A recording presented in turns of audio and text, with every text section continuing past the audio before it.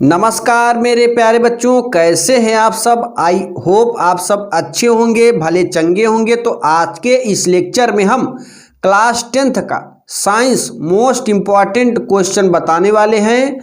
तो अभी तक इस वीडियो को आप लाइक नहीं किए हो तो लाइक कर लो, और नए हैं तो चैनल को सब्सक्राइब कर लें और बेल आइकन प्रेस कर दें, ताकि हमारे द्वारा अपलोड की गई वीडियो का नोटिफिकेशन सबसे पहले आप तक पहुंचे। तो ये प्रश्न है, पहला प्रश्न है वो बहुविकल्पी से आता है, और इस प्रश्न का नाम है पहला नंबर ऊष्मीय ऑक्साइड है। ये बहुविकल्पी में 4 ऑप्शन होंगे, जिसमें से आपको एक ऑप्शन सही होगा, उसी को आपको चुनना है, उसी पर क्लिक करना है। तो हम प्रश्न लिखे हैं, उसका एक उत्तर लिखे हैं, ठीक है। तो यहाँ पर देखिए, ऊष्मीय ऑक्साइड होता है। ऊष्मीय ऑक्साइड क्या होता है? P2O5, P2O5 ये ऊष्मीय ऑक्साइड होता है। अगले क्वेश्चन की ओर बढ़ें तो यहाँ पर देखिए मेरे प्यारे बच्चों, वृक्कों का कार्य है। वृक्कों का कार्य क्या होता है? तो वृक्कों का कार्य होता है उत्सर्जन करना, ठीक है ना। वृक्कों का कार्य क्या होता है? उत्सर्जन करना। अब देखो नेक्स्ट क्वेश्चन, हीमोग्लोबिन का प्रमुख कार्य क्या है? तो हीमोग्लोबिन का जो प्रमुख कार्य है, जीवाणुओं को नष्ट करना, ठीक है ना। क्या करना? जीवाणुओं को नष्ट करना होता है हीमोग्लोबिन का प्रमुख कार्य। अब अगले क्वेश्चन की ओर अगर आगे बढ़ें तो अगला जो क्वेश्चन है वो अति लघु उत्तरी प्रश्न है, ठीक है ना। अभी हमने बहुविकल्पी प्रश्न पढ़ा, अब हम जानेंगे अति लघु उत्तरी प्रश्न। इस तरीके से आता है आपका मॉडल पेपर। तो कौन सी शिरा में शुद्ध रक्त पाया जाता है, ठीक है ना। कौन से शिरा में शुद्ध रक्त पाया जाता है? तो पल्मोनरी शिरा में, पल्मोनरी शिरा में शुद्ध रक्त पाया जाता है, ठीक है ना। आगे देखिए, किसी अंतरिक्ष यात्री को आसमान काला क्यों दिखाई देता है? किसी अंतरिक्ष यात्री को मेरे प्यारे बच्चों आसमान काला क्यों दिखाई देता है, उसका पूर्ण जानकारी हम इस वीडियो लेक्चर में देख रहे हैं। यदि पृथ्वी पर वायुमंडल उपस्थित नहीं होता, तब सूर्य के प्रकाश के प्रकीर्णन न होने के कारण अंतरिक्ष यात्री को आकाश काला प्रतीत होता है। तो याद रखिए, किसी अंतरिक्ष यात्री को आसमान काला इसलिए दिखाई देता है क्योंकि पृथ्वी पर वायुमंडल उपस्थित नहीं होता, तब सूर्य के प्रकाश के प्रकीर्णन न होने के कारण अंतरिक्ष यात्री को आकाश काला दिखाई देता है। अब देखिए आगे, अगले क्वेश्चन की ओर बढ़ेंगे। तो जो हमारा अगला क्वेश्चन है, एक व्यक्ति के चश्मे में अवतल लेंस लगा है, बताइए उस व्यक्ति की आंखों में कौन सा दोष है? तो ध्यान दीजिए, ये सूत्र है हमारा DUNA, दूना। डी का मतलब है दूर दृष्टि दोष। अगर किसी भी व्यक्ति के अंदर दूर दृष्टि दोष है तो इस दोष को दूर करने के लिए हमें उत्तल लेंस चश्मे का प्रयोग करना होता है। यन का मतलब है निकट दृष्टि दोष। निकट दृष्टि दोष अगर किसी व्यक्ति के अंदर है तो उसे अवतल लेंस वाला चश्मा पहनना पड़ेगा।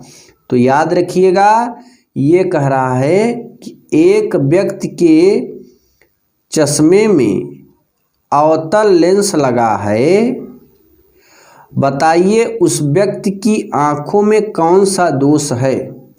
ए का मतलब अवतल लेंस, और अवतल लेंस उसी के आंख में लगा होगा जिसमें निकट दृष्टि दोष पाया जाएगा।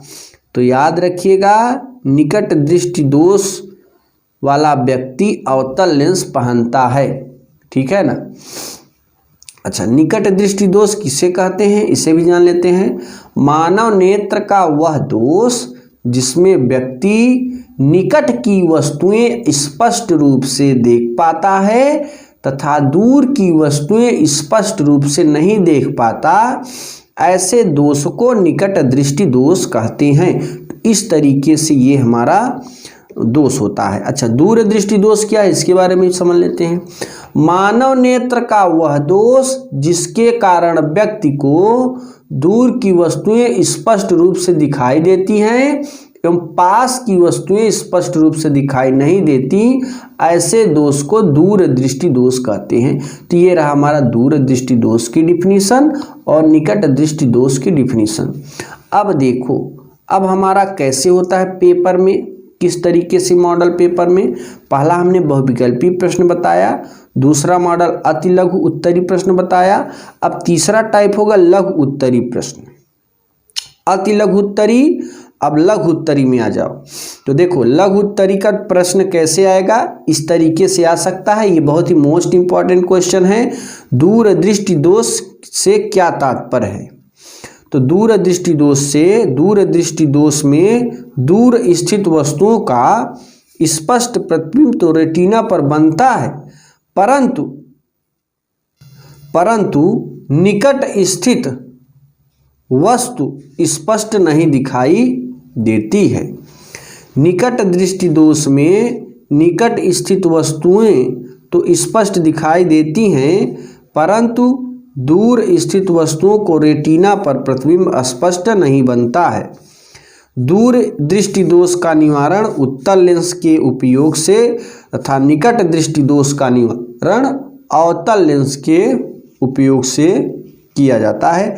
अभी इसी के बारे में हमने बताया था कि निकट दृष्टि दोष DUNA जो सूत्र बताया उसी से होता है। तो DUNA बहुत ही मोस्ट इंपॉर्टेंट है, याद रखिएगा। हर दोष का एक निवारण DUNA, दूना सूत्र याद रखिए। अब देखिए, स्पष्ट कीजिए कि तारे क्यों टिमटिमाते हैं। ये बहुत ही मोस्ट इंपॉर्टेंट है मेरे प्यारे बच्चों। तारे क्यों टिमटिमाते हैं, ये बहुत ही मोस्ट इंपॉर्टेंट है, ये आपको याद रखना है, ठीक है ना। देखो, गर्म और ठंडी हवाओं के कारण पृथ्वी के वायुमंडल का अपवर्तनांक लगातार परिवर्तित होता रहता है। गर्म और ठंडी हवाओं के कारण पृथ्वी के वायुमंडल का अपवर्तनांक लगातार परिवर्तित होता रहता है। तारों से आने वाली प्रकाश किरणों का इस प्रकार लगातार अपवर्तन होता है तो प्रकाश किरणें निरीक्षक की आँखों तक अनियमित रूप से आती हैं। इसके कारण तारों की आभासी स्थिति बदलती है और तारे हमें टिमटिमाते हुए नजर आते हैं। अब समझ गए आप लोग तारे क्यों टिमटिमाते हैं। तो याद रखिएगा, ये बहुत ही मोस्ट इम्पॉर्टेंट है, तारे क्यों टिमटिमाते हैं। इसको आप तैयार करके जाइएगा, क्योंकि ऐसे ही प्रश्न हमारे आते हैं एग्जाम में। अब देखो, अब हमारे पेपर में कैसे प्रश्न होता है। अगला दीर्घ उत्तरी प्रश्न। दीर्घ उत्तरी प्रश्न, दीर्घ उत्तरी प्रश्न में कैसे होगा। जल संग्रह क्या है, इसको किस प्रकार से उपयोग में लाकर मनुष्य को, जंतुओं को तथा वनस्पतियों को लाभ पहुंचा सकता है। जल संग्रह क्या है, इसको किस प्रकार से उपयोग में लाकर मनुष्य को, जंतुओं को तथा वनस्पतियों को लाभ पहुंचा सकता है। आगे देखिए, जल संग्रहण का तात्पर्य है कि धरती पर पड़ने वाली प्रत्येक बूंद का संरक्षण करना, जिससे जलाशयों, कुओं, नदियों इत्यादि का जल स्तर बढ़ जाए तथा ये पुनः जीवित हो जाएं। जल संभर प्रबंधन, ठीक है। तो जल संभर प्रबंधन में मिट्टी एवं जल संरक्षण पर जोर दिया गया है।